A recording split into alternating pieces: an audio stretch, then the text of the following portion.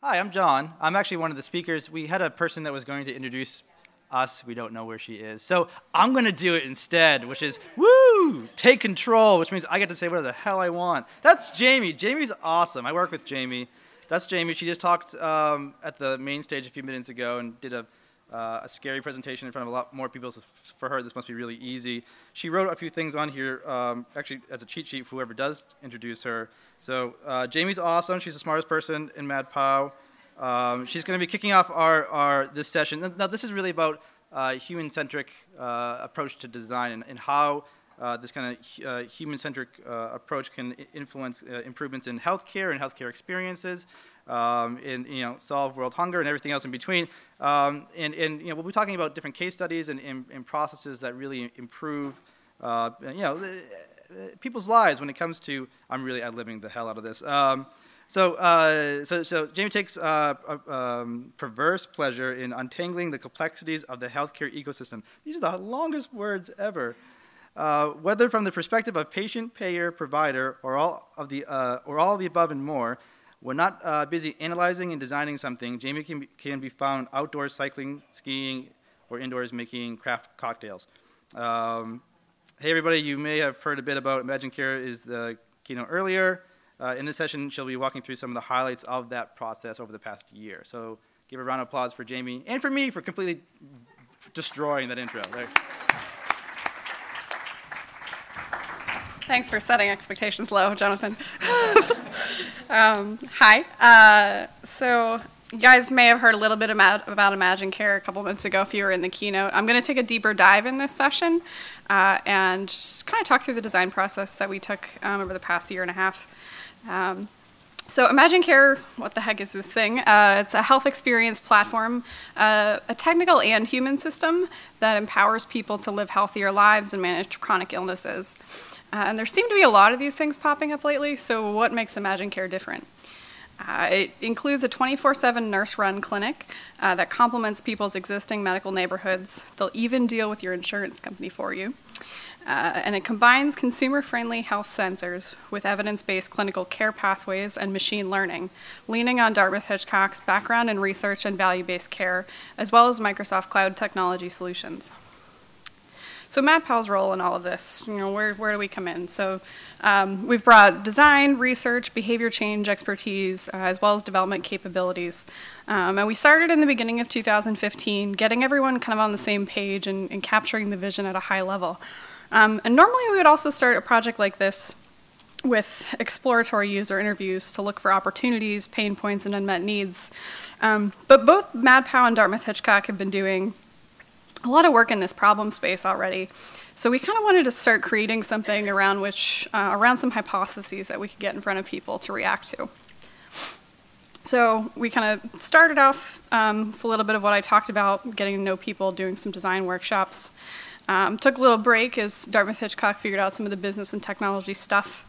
And then in May of 2015, kind of came back with a vengeance and did some testing on the concept with potential users. And then since June, we've been kind of down in the weeds of detailed design and helping develop these tools that help people, both the Imagine Care staff and the Imagine Care participants, customers. So as I talked about a little bit earlier, a lot of times we come to organizations, there's a wide variety of different perceptions around what they're working on, but they're really unified around these different goals, and there was just an excellent alignment between the business needs as well as the customer needs, and this kind of overlap between those things. Also delightful, I think, that we found in here was a focus on the experience of the Imagine Care staff themselves, thinking about these folks using this thing every day to help people over long periods of time. And one other thing that I'd like to note here is this use of the term customer instead of patient. So kind of going all in on that word customer reminds us that their needs come first, which is something we often forget in healthcare with all of the financial middlemen in the system.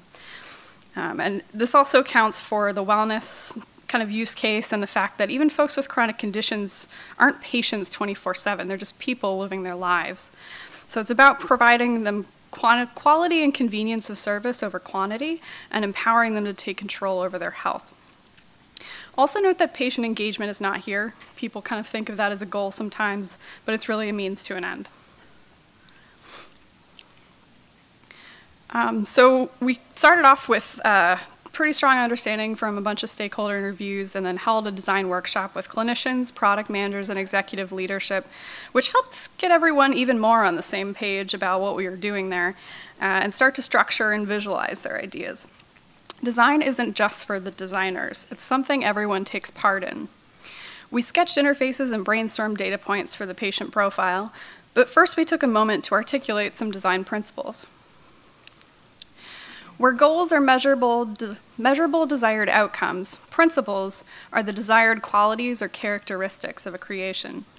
Through brainstorming principles, ImagineCare's dedication to real personal relationships became even more clear. Two of my favorites that came out of this exercise were, be a great listener, respectful, present, empathetic, friendly, and humble. And build and maintain trust, both in perception and the technical reality, across customers, clients, and people's medical neighborhoods. With that firm foundation in hand, we went to work making some screens, as designers do. These are some early ideas for the home screen of the patient app, the customer app. I still slip up sometimes.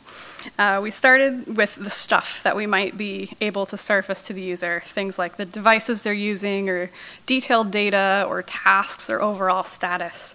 And then we assessed those ideas against our principles, and against some possible scenarios for how someone might enter the app, why they might be coming into the app, what do we want them to know when they come into the app, and how do we want them to feel? We landed on a combination of tasks and overall status in the health monitor. It's kind of a weird name, but testing it with users, it seemed to make the most sense. It's direct, it says what it is. It's a way to monitor your health. From there, we fleshed out the architecture of the app and some key screens. We also started to design the interface for the ImagineCare clinical team in this early phase, but I'll come back to that a little later. So in May, we did some remote concept testing with 10 potential ImagineCare users. We showed them storyboards, kind of like this one, and explained how the service might play out. And as we did that, asked probing questions to understand whether it seemed useful overall, as well as determine whether some of the specific nuances sat right with users. One of the most unique things I think we tested was the type of clothing that customers expected that they might see when video chatting with a nurse or a health navigator.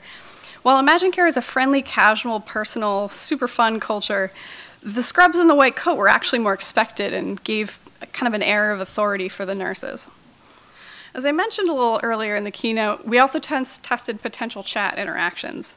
In addition to being friendly and personable, the tone of ImagineCare minimizes controlling language and supports autonomy to foster behavior change. This example, in particular, has a lot of nuances that are not something I'd send out in a survey. Having that live qualitative research conversation with someone was critical to understanding why people felt different ways about different messages. So here the scenario is, you've been using your rescue inhaler more often, and you get an automated message from the ImagineCare team asking how you're doing, and you respond, yes, I feel great. So option A, no one liked option A. You just didn't get a response back. That was the whole of the interaction. Option B, the ImagineCare team kind of gave you some tips for keeping up with your inhaler, just because they had noticed that you weren't adhering to it quite as you normally should. And some people found those tips useful. Some people thought they were a little too generic. Option C was most preferred in part because of the human face, and in part because it expressed concern and gave people a sense of being watched over in a comforting way and not a creepy one. I was really curious throughout this process if people would have sort of a creepy big brother feeling, but that's just not something that we ended up hearing from the folks that we spoke with. And as part of the wrap-up for the concept testing, we did a sentence completion exercise that's designed to get at people's emotional response to a product. The themes that came out here, completely open-ended, kind of gave me the chills because they were so on point. People kind of saying that this app makes me feel secure, comfortable, and special. It's exactly what we were going for. Finally, we had participants select from a closed-ended list of product reaction words to describe the ImagineCare app and service. The words that you see in pink here are the ones that ImagineCare had pre-selected as what they kind of hoped that participants would say. And this is the full list of the words that people selected in this exercise, kind of grouped by frequency. There was one word, however, fun did not make the list that we were hoping to make. And this is something we often hear as a goal in our healthcare design work, that people want to make experiences more fun, and it's something I'm personally a little skeptical of. So while it's an ideal to strive for, managing a chronic illness 24/7 just is not fun by nature. We can add elements of fun to lighten the mood, but it's possible the process itself would never be described by a real patient, a real customer, a real human as fun overall. So upon discussing it with the team, we decided that not getting fun in here as a result was probably okay, but we'd still strive for little moments of delight. Ah, delight. What does that word mean? It's a popular word in design feedback these days.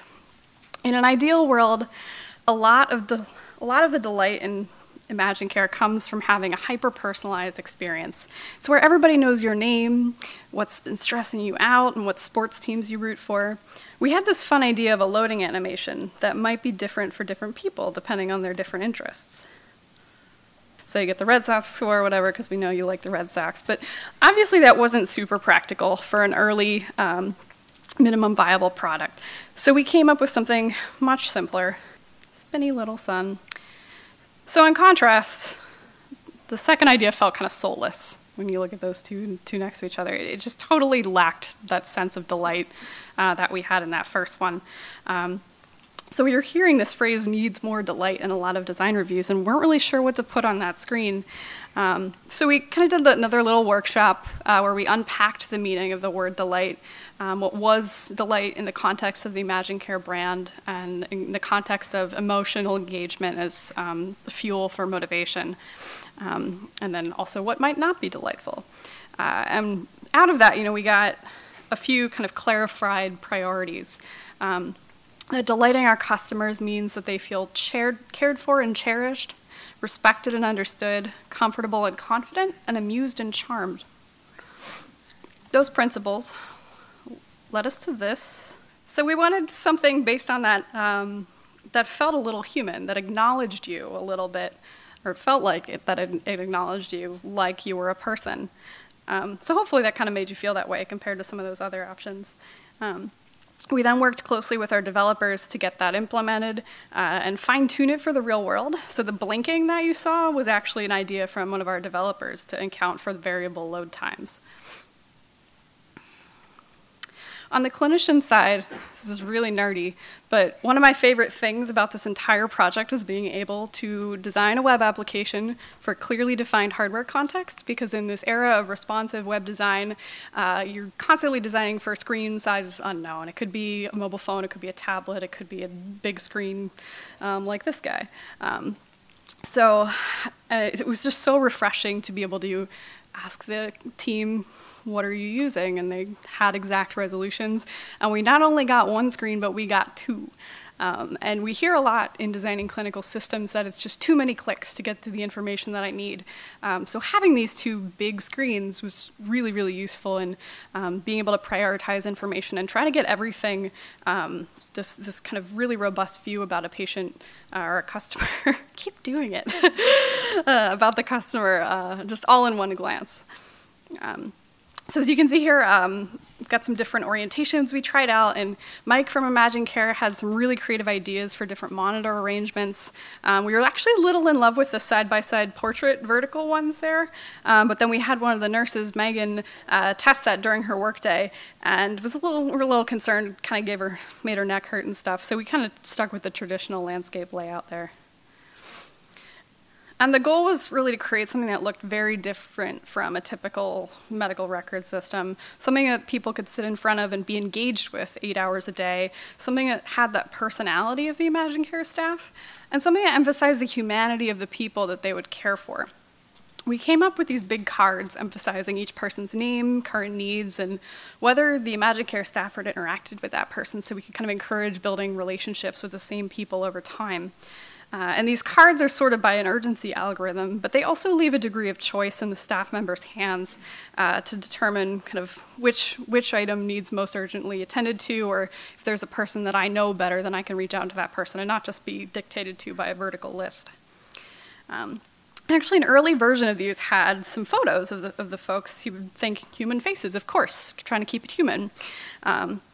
But the ImagineCare team actually thought it would be best to keep the photos out of the queue to avoid any unconscious selection bias that might happen with pictures based on people's appearances. It was just one of those moments where I knew that this group of folks was really looking out for the well-being of their customers, going above and beyond in that thinking.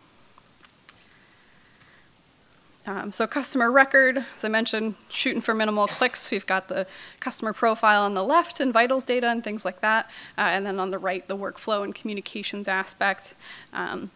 So the majority of the information that they might need is visible on the first glance, and actually is editable and viewable, most of it, by the customer as well as the clinicians. So transparency and openness being a big priority. But I totally didn't come up with all this on my own. It was truly a team effort with our team of designers and developers, but also closely collaborating with the ImagineCare team. It's a shot of one of many whiteboard sketches from the product manager, McKay. We use Envision and Basecamp, lots of tools. Use great tools that you really love to use that'll keep you organized, especially when you're deep into development.